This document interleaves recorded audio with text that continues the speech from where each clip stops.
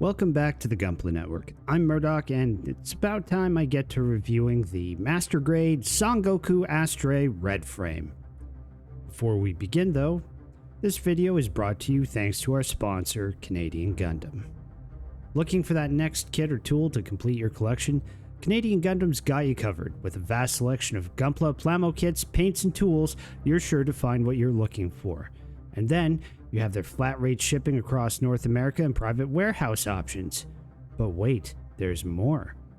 Take advantage of the discount code Gunpla Network for 10% off your entire order at checkout. Okay, so initially when I watched Build Fighters some 8 years ago, I didn't think too highly of this kit. Mainly because I wasn't an Astray fan and I wasn't really following what Nils Nielsen was trying to do with this Astray kit at the time. After putting it together, I certainly had to revisit those initial opinions. Plavsky particle manipulation techno-babble aside, this Astray has style. And for the Baki fans watching, it channels Yujiro Hanma through it. Honestly, now that I've built it and come to understand just how articulated it is and what some of its posing capabilities are, which we'll see in a minute, I would want to see this thing go toe-to-toe with a Burning Gundam. Alright, so let's talk articulation. This is an Astray, so naturally, about everything moves on it. But it also has some flaring that hampers some of that range of motion. Notably, the collar and the shoulders limit how far you can turn the head, and the spalders limit the arms in multiple directions, but you're also dealing with an extra set of subarms on those spalders, and they have a fairly wide range of motion and make for decent dynamic posing. I find the V-fin tends to get caught up in the hilts of the Gerber Astray and the Tiger Pierce, with them mounted on top of the shoulders, but it makes for an efficient place to keep the swords. Moving on around to the back, the demon-faced shield / backpack is able to slide its mouth open and closed. The extra bits on the legs, well, the fancy souped-up knee guards don't actually get in the way of anything, and just tend to point up when you bend the knees, just because of how they mount.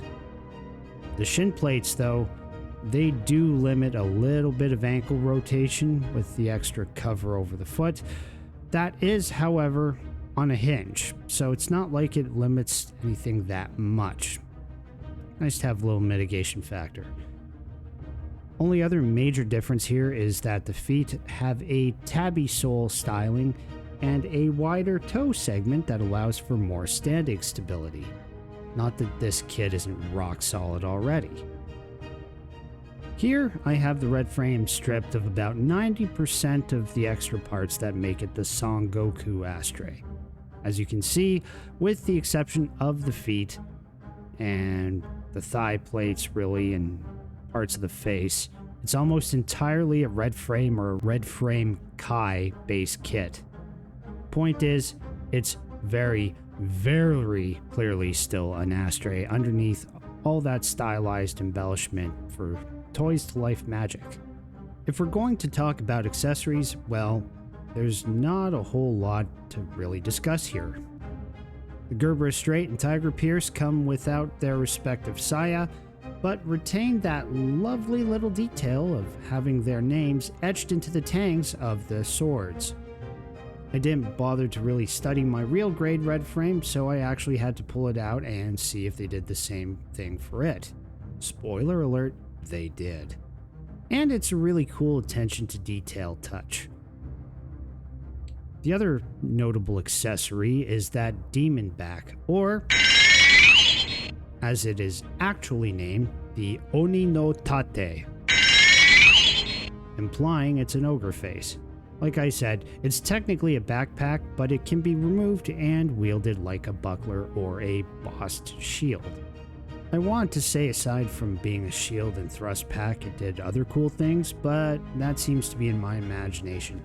Honestly, I'd have labeled that thing as being able to absorb Plavsky particle-based attacks. Otherwise, you get a mounting arm adapter, and to my pleasant surprise, a striker pack adapter. Not that I intend to test that out with this guy. The build experience for this model was riddled with the need to break up that red and just have fun with all those little surface details. From what I saw in the comments of the unboxing video, I'm not alone in that mindset. So don't feel bad if you decide you want to do that too. After all, Gunpla is freedom. This specimen doesn't have any stickers on him, and a fair amount of paint here and there to do that whole color separation thing. Admittedly, I opted to use maroon, but where it shows, it's just enough to be variant from that primary red. I was also able to put some mechanical details here and there, as you may have seen in some of the wilder posings so far, or even the light stripping sequence there. There were some parts of the instructions I had to stop and redo what I was putting together because I put stuff on either backwards or in the wrong sequence. Normal hang-ups, I assure you, but it's like, whatever, it's not show-stopping. The biggest test of patience building this guy was getting those gems into the shoulder pads, because they're slotted to only go in one way, and lining up that one way is frankly a pain in the neck. The upside is it looks fantastic when they're finally put in properly. There are plenty of leftover parts in the box for this kit, as one might imagine. Almost everything you could need to make the basic red frame. Almost. If you haven't, go check out the unboxing video of this kit to see just how many there were to start with. I think I maybe cleared out about half of them. The other half still have unused parts from the original model on them. Now, I mentioned channeling Yujiro Hanma. You feeling the intensity yet? This red frame has a different aura about it that just, as the kids say, hits different. In universe, Nils was capable of using Fajin through the Sengoku Astray, and it's through and through a melee build. Its presence is difficult to ignore. It just has an imposing aura around it. The family photo here just emphasizes a few of these things about it. For one, just how much bigger it is compared to its real grade cousin, who barely comes up to the master grade's chest. Second, it might not be the biggest, but that imposing aura makes it so you almost forget there's a unicorn Verka standing behind it.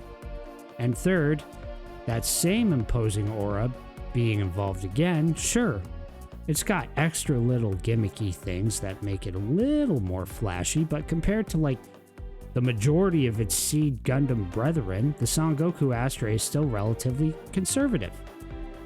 If you consider, the Strike IWSP and Olive sitting right behind him. So if you were to ask me, does it stand out? Well, when you pose it in such a way, it gives off this attitude. The short answer is a resounding yes. So, in conclusion, I feel like this kit is slept on by us non-Astray fans, and I'm here to tell you I've been converted. My imagination runs wild every time I change this kit's pose and think of what bigger, badder thing it's going to run up against and ultimately take down with an overwhelming amount of brute force and testosterone. Case in point, even in the lore, this thing's taken down a Psycho Gundam alone. Until next time, I'm Murdoch, and on behalf of the Gunpla Network, keep building.